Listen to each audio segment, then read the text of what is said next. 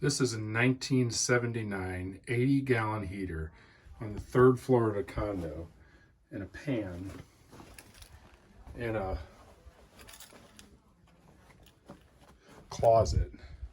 And I'm going to show you, because who wants to stick a hose on a plastic drain of a third floor condo to drain an 80-gallon heater? Not me. So I took the nipple out, shoved this tubing down there,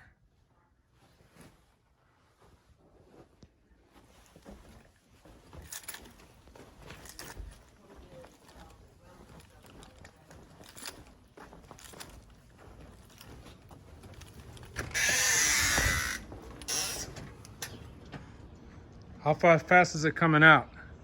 Pretty good for a water heater anyway. Let me see.